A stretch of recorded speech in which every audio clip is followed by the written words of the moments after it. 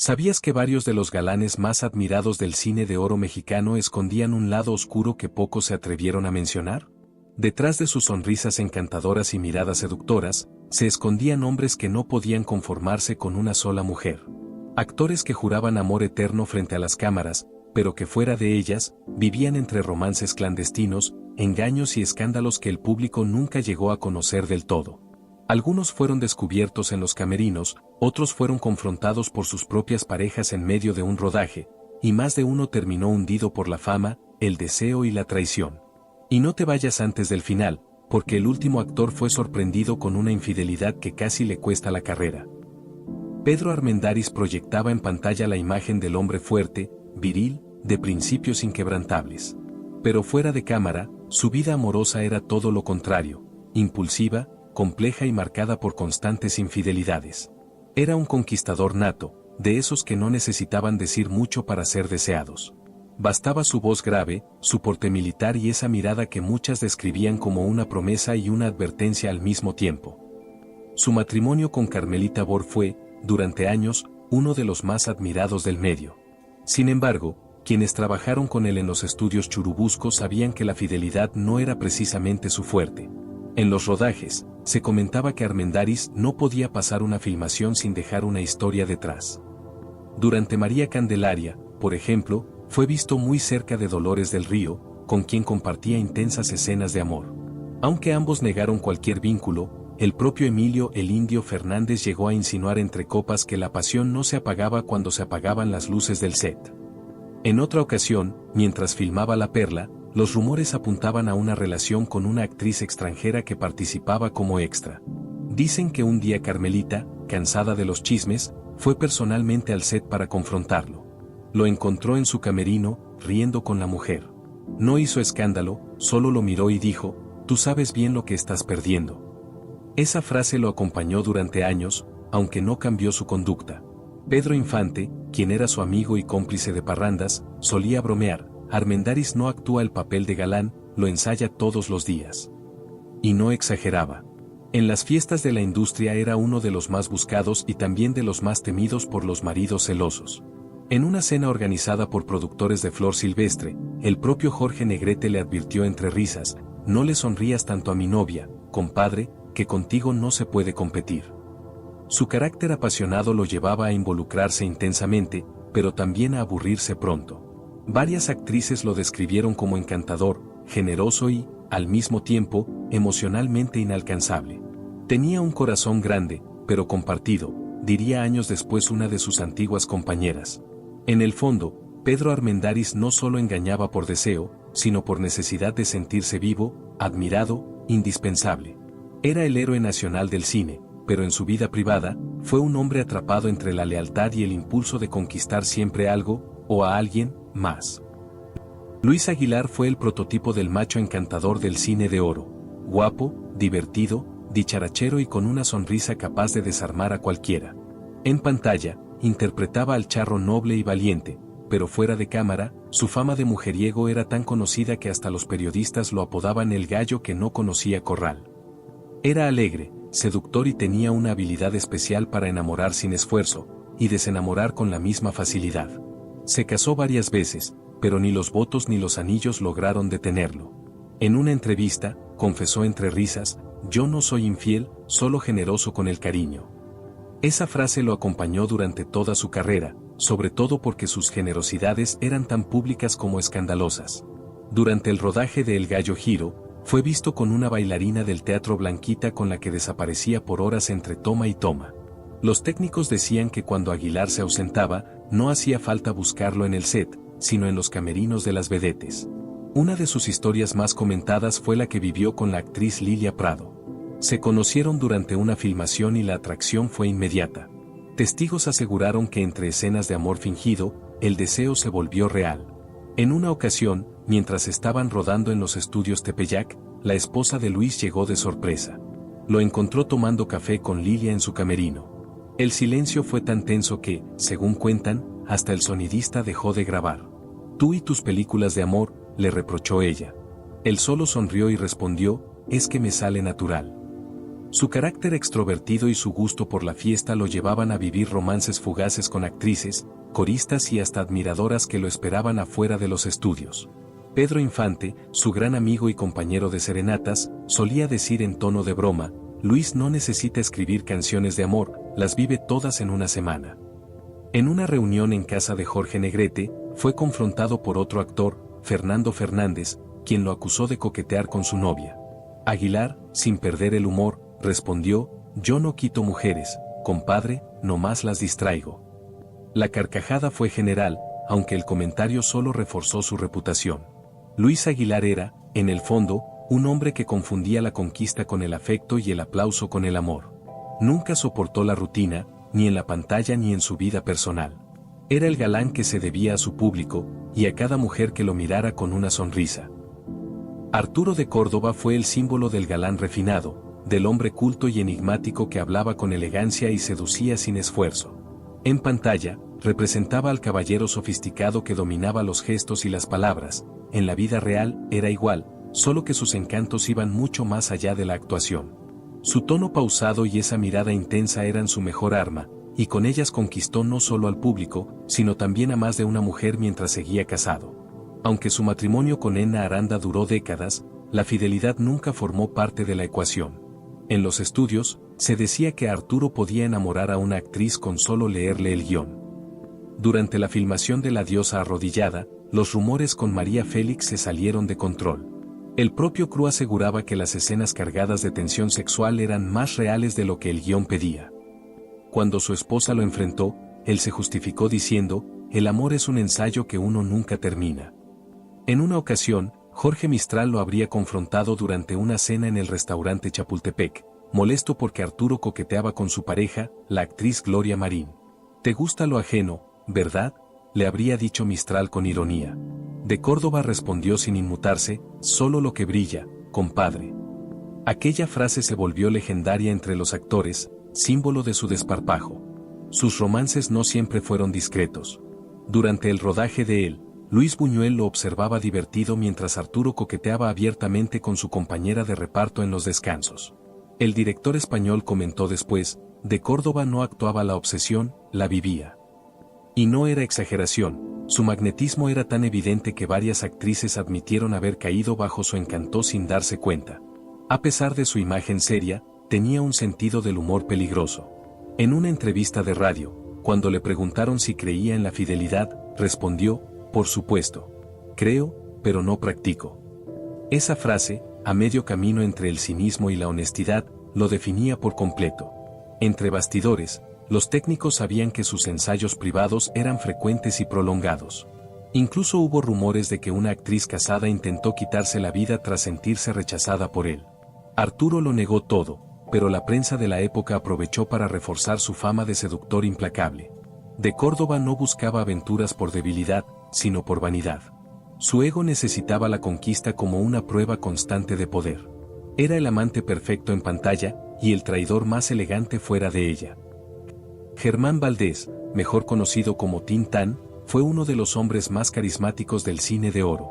Su sentido del humor, su desparpajo y su mezcla de picardía con ternura lo convirtieron en un ídolo.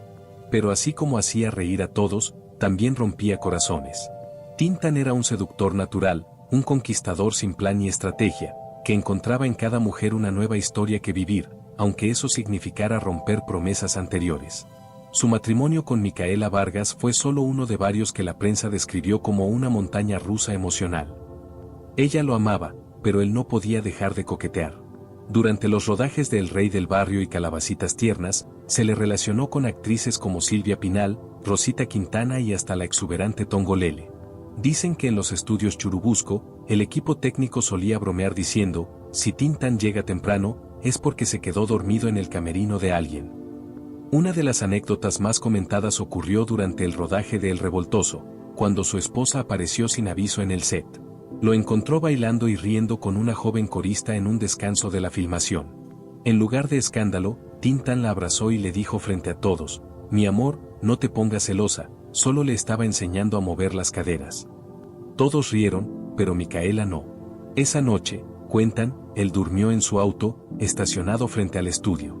A pesar de su fama de mujeriego, sus compañeros lo adoraban. Pedro Infante decía de él: Tintán no engaña, improvisa el amor. Y Jorge Negrete, que no era precisamente su amigo, reconoció en una entrevista: ese tipo no necesita cantar para enamorar, basta que hable. Tintán tenía una forma única de seducir, no prometía amor eterno, solo momentos inolvidables. En una fiesta en Acapulco organizada por productores de El Mariachi Desconocido, fue sorprendido coqueteando con una actriz casada. Cuando el esposo se acercó furioso, Tintán lo calmó con una ocurrencia que quedó para la historia: compadre, no se enoje, nomás le estaba haciendo reír, pero si quiere, me río con usted también. El incidente terminó en risas y copas, pero reforzó su reputación como el mujeriego más encantador de todos. Para Tintán, la fidelidad era aburrida y la risa, irresistible. No buscaba dañar, pero tampoco sabía detenerse. Su corazón era una caravana en movimiento, y cada amor, una parada breve. Amó mucho, amó mal, pero amó siempre con alegría, y con la misma ligereza con la que hacía del pecado un espectáculo cómico y seductor. Andrés Soler, el mayor de la célebre dinastía Soler, fue siempre visto como un actor serio, paternal y de gran autoridad moral. En pantalla, interpretaba al padre abnegado, al juez justo, al hombre que imponía respeto con solo una mirada. Pero fuera de los reflectores, su vida sentimental era un torbellino de pasiones, romances clandestinos y contradicciones que muy pocos conocieron en su tiempo. Aunque siempre se presentó ante la prensa como un hombre de familia, los que trabajaron con él sabían que su compromiso no era precisamente con la fidelidad. Durante las décadas de los 40 y 50, Andrés mantenía un matrimonio estable, al menos en apariencia. En los estudios, los rumores eran constantes. Se decía que tenía una relación paralela con una actriz mucho más joven, con quien compartía largas horas en los sets de El Gran Calavera y Doña Bárbara. En una ocasión, durante el rodaje de La Oveja Negra, Pedro Armendáriz lo habría confrontado entre risas, diciéndole: «Don Andrés, usted da sermones en las películas, pero los domingos debería confesarse». Soler, con su voz grave y su aplomo habitual, respondió: «Hijo, predicar es más fácil que obedecer». Aquella respuesta, cargada de ironía, lo pintaba de cuerpo entero, sabía lo que hacía, y no le pesaba. Uno de sus amoríos más comentados fue con una actriz de reparto a quien ayudó a conseguir sus primeros papeles. Cuentan que le conseguía contratos, vestuario y hasta transporte personal, todo bajo la excusa de apoyar el talento joven. Pero la prensa pronto captó las miradas cómplices y las coincidencias de horarios. Cuando su esposa lo enfrentó, él solo respondió con calma: «La fidelidad no se mide en horas, sino en afecto». En los círculos del cine se decía que su verdadero vicio no era el licor ni la fama, sino las mujeres con aspiraciones. Le fascinaban las jóvenes que lo admiraban, quizás porque encontraba en ellas un reflejo de su propio ego. Jorge Negrete, en tono de broma, lo llamaba el padrino del amor ajeno. En una cena privada organizada por productores de la familia Pérez, un asistente lo habría visto discutiendo en voz baja con una de sus amantes, mientras su esposa conversaba a unos metros. Cuando un compañero intentó disimular la tensión, Soler comentó sin perder la compostura: «No te preocupes, hijo, en esta profesión todos actuamos, incluso cuando no hay cámaras». Andrés Soler dominaba el arte de fingir sentimientos en pantalla, pero también fuera de ella. Era un hombre atrapado entre la moral que predicaba y el deseo que no podía controlar. Un actor que, sin querer, convirtió la infidelidad en su papel más recurrente y mejor interpretado. Emilio "el Indio" Fernández fue uno de los nombres más temidos, admirados y polémicos del cine de oro mexicano. Genio detrás de la cámara, impulsivo frente a ella, y absolutamente incontrolable en su vida personal. Era un hombre que vivía bajo sus propias reglas, dirigía con el mismo fuego con el que amaba. Y para él, el amor era sinónimo de dominio. Su fama de mujeriego era tan conocida como su temperamento explosivo. Decía que necesitaba una musa por cada película, y no mentía. Durante el rodaje de María Candelaria, los rumores sobre su relación con Dolores del Río fueron imposibles de ocultar. Aunque ella intentó mantener la distancia, él la perseguía con flores, serenatas y declaraciones grandilocuentes. «No hay cámara que capte lo que siento por ti», le dijo una vez frente al equipo. Ella, elegante y firme, solo respondió: «Ni falta que hace». Pero Dolores no fue la única. El Indio también mantuvo romances con Columba Domínguez, quien más tarde sería su pareja más estable, aunque tampoco escapó de sus celos e infidelidades. Se decía que Emilio no soportaba ver a sus amantes actuar junto a otros hombres. En una ocasión, mientras Columba filmaba con Pedro Armendáriz, Fernández irrumpió en el set, según testigos, gritó, ese beso no estaba en el guión. Aquella escena, real o no, se convirtió en parte de la leyenda. Su atracción por las mujeres era tan intensa como su necesidad de control.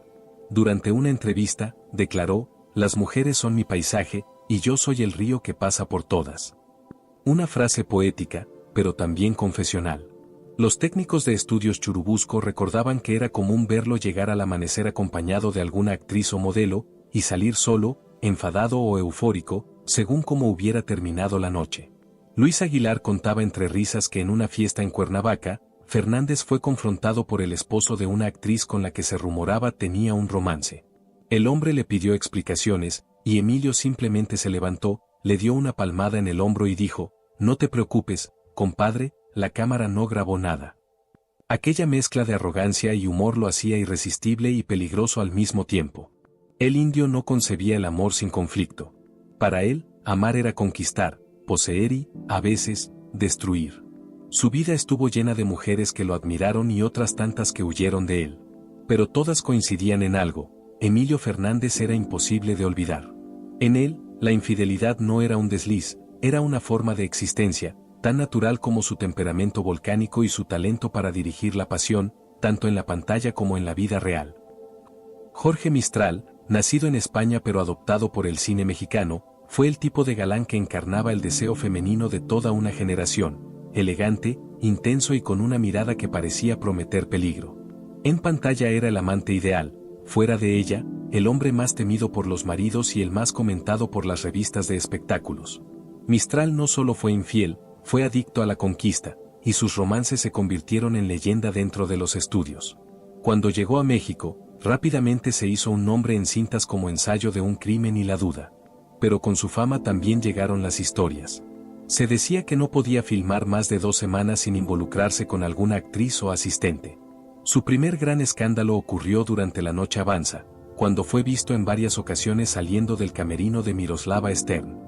Ambos negaron el romance, pero los técnicos aseguraban que las discusiones del guión se daban a puerta cerrada y sin libretos. Tiempo después, su relación con Silvia Pinal lo colocó nuevamente en el ojo público. Ella estaba comprometida, y él, según los chismes de la época, disfrutaba del peligro de los amores prohibidos. Pedro Armendáriz lo enfrentó una noche en una reunión privada, diciéndole con ironía, compadre, no todas las damas necesitan un galán fuera del set. A lo que Mistral contestó sin inmutarse, entonces no deberían mirar así. Esa frase, contada una y otra vez por quienes lo conocieron, resumía su naturaleza provocadora. Jorge Mistral era un hombre de pasiones extremas. Cuando se enamoraba, lo hacía con intensidad casi teatral, pero tan pronto como conseguía lo que quería, desaparecía sin despedirse. Varias actrices recordaron que podía ser tierno y cruel en el mismo día. Una de ellas llegó a confesar años después, con Mistral una se sentía protagonista, hasta que llegaba el siguiente rodaje. En una fiesta organizada en honor a Carne de Presidio, Mistral fue sorprendido por la esposa de un productor mientras coqueteaba con su secretaria. El ambiente se tensó, y alguien le advirtió que el marido venía furioso. Mistral, en su estilo altivo, simplemente dijo, si me dispara, al menos será por amor. Aquella mezcla de cinismo y valentía lo convirtió en mito. Su vida sentimental fue un caos elegante, siempre con flores, vino y mentiras hermosas. Jorge Mistral vivía para la emoción del momento, incapaz de sostener la calma. Para él, la fidelidad era un lujo innecesario, y la infidelidad, un arte que dominó con la misma precisión con la que decía sus diálogos frente a la cámara. Mauricio Garcés no solo fue el galán más seductor del cine mexicano de los 60, fue el heredero natural de los mujeriegos del cine de oro. Su estilo distinguido, su voz pausada y su eterna frase «arroz», lo convirtieron en el símbolo del conquistador moderno. Pero detrás del personaje sofisticado y elegante se escondía un hombre que vivía exactamente como actuaba, rodeado de mujeres, siempre entre la pasión y la falsedad. Desde sus primeros papeles, Garcés entendió que el público lo amaba por su imagen de Don Juan, así que decidió llevarla al extremo en su vida privada. En los estudios y en las fiestas de la Colonia del Valle, se decía que Mauricio no tenía romances, tenía temporadas. Durante la filmación de Don Juan 67, Fue sorprendido por la prensa saliendo de madrugada del departamento de una actriz casada. Cuando le preguntaron al día siguiente, respondió con su característico cinismo: fui solo a repasar el libreto, pero el libreto insistía en que repitiéramos la escena. Sus compañeros lo admiraban y lo temían por igual. Jorge Mistral llegó a decir entre risas: si Garcés entra a una habitación, lo primero que hace es saludar a las esposas. Y Pedro Armendáriz Jr. contaba que en una cena de productores, Mauricio fue abofeteado por el esposo de una actriz con la que mantenía una aventura. Él, imperturbable, se limpió la cara y dijo: gracias, caballero, hacía falta una caricia masculina en esta velada. La sala estalló en carcajadas, y el escándalo fue olvidado. Su magnetismo no era casual. Garcés sabía cómo usar el silencio, la mirada y el humor para enamorar. Decía que las mujeres no se conquistan, se escuchan, aunque lo cierto es que rara vez escuchaba más que su propio deseo. En una entrevista en 1969, le preguntaron si creía en la fidelidad, y él respondió sin titubear: claro, mientras la otra persona no se entere. Aquella frase lo persiguió toda su vida, convirtiéndose casi en su epitafio moral. En una ocasión, durante una fiesta en Acapulco, fue visto bailando con 3 mujeres distintas en una sola canción. Cuando alguien le preguntó cómo lo hacía, contestó: es fácil, cambio de pareja antes de que cambie la melodía. Esa habilidad para moverse entre una historia y otra sin perder el ritmo era precisamente su sello. Mauricio Garcés no fingía ser un seductor, lo era en esencia. Vivió rodeado de lujo, deseo y falsedades elegantes. Nunca prometía amor eterno, solo momentos perfectos. Y para muchas, eso bastaba. En el fondo, Garcés no fue infiel por debilidad, sino por vocación. La fidelidad le parecía aburrida, y el engaño, una forma más sofisticada de actuar. Fernando Fernández, hermano de Emilio Fernández el Indio, fue una de las voces más seductoras del cine de oro. Cantante, actor y eterno enamorado, vivió rodeado de música, luces y amores imposibles. Era el tipo de hombre que podía enamorar con una serenata y traicionar al día siguiente con una sonrisa. Su estilo era distinto al del típico macho bragado. No necesitaba imponerse, bastaba con hablarle dulce a una mujer para que ella creyera que era la única. Su matrimonio con Lupita Torrentera, una de las mujeres más bellas del medio, estuvo marcado por los celos, las ausencias y los rumores de infidelidad. Aunque ella lo acompañaba a los estrenos, era frecuente verlo coquetear con actrices jóvenes, sobre todo durante sus presentaciones en centros nocturnos. Decían los músicos de su orquesta que por cada bolero que cantaba, una mujer caía. Y no era exageración, varias de sus conquistas empezaron con un "déjame cantarte algo solo a ti". Durante el rodaje de Amor Vendido, fue sorprendido por la prensa saliendo del camerino de una actriz secundaria a altas horas de la noche.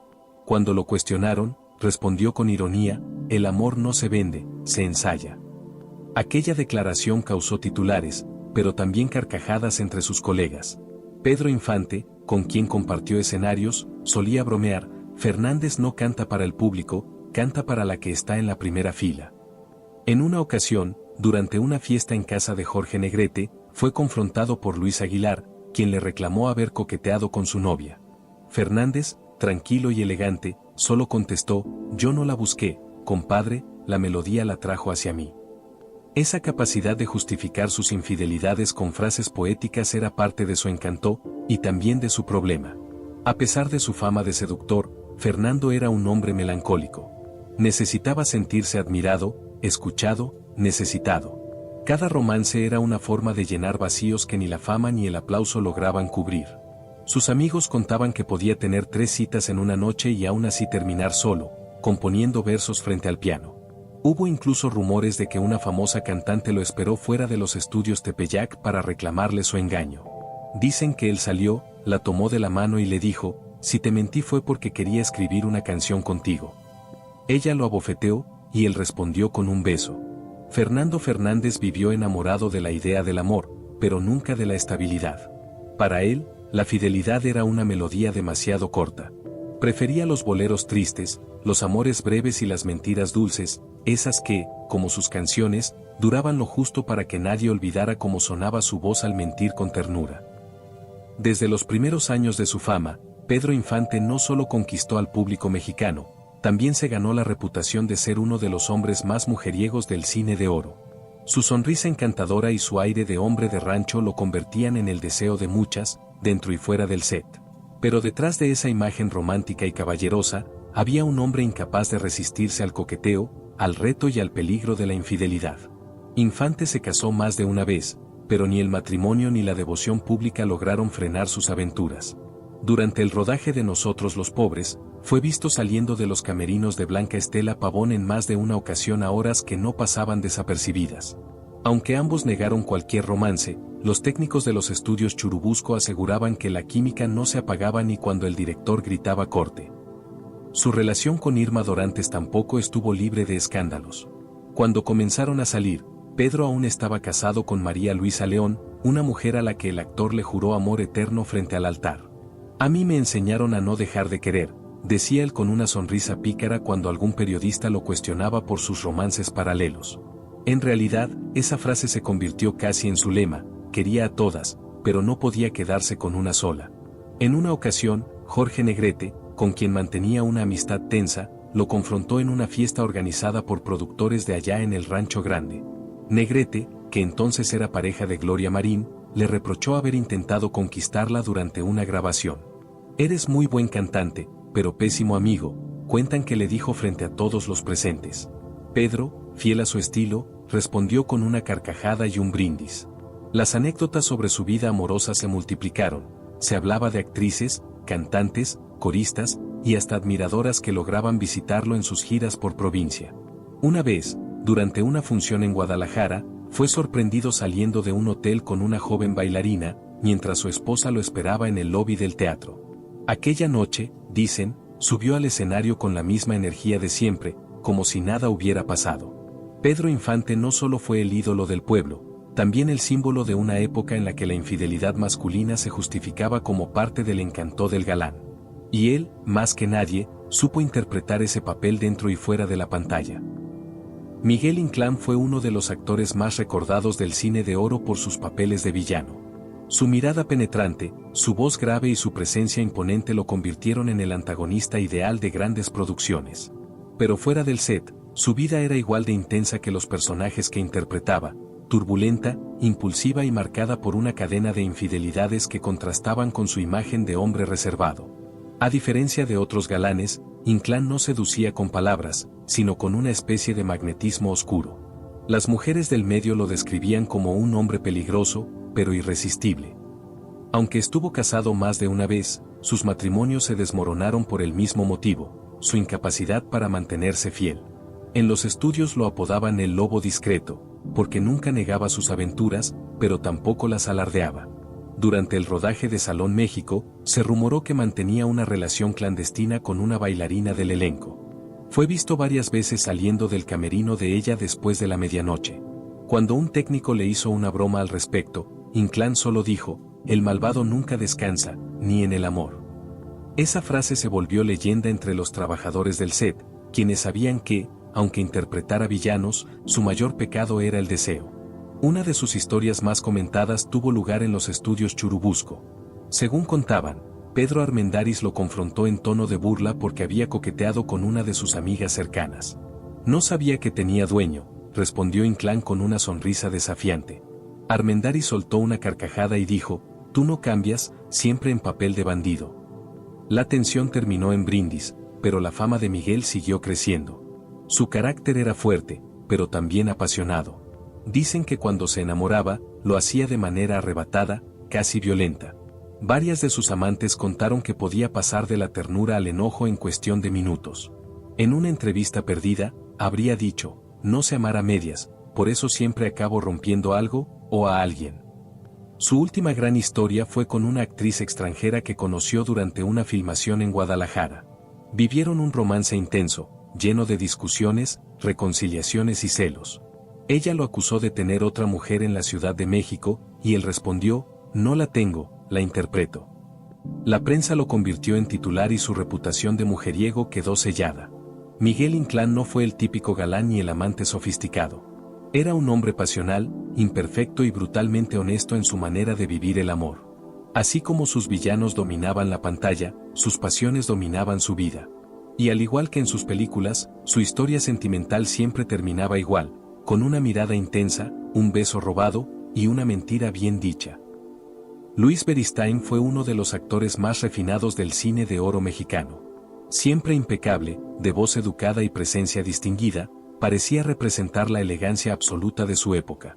En pantalla, interpretaba al esposo ejemplar, al doctor honorable o al amigo leal. Fuera de ella, era un hombre envuelto en un laberinto de pasiones, amores paralelos y secretos cuidadosamente disimulados. Casado con la actriz Luz María Aguilar, mantenía una imagen pública de hombre fiel y discreto, pero quienes trabajaron con él sabían que su vida sentimental era mucho más compleja.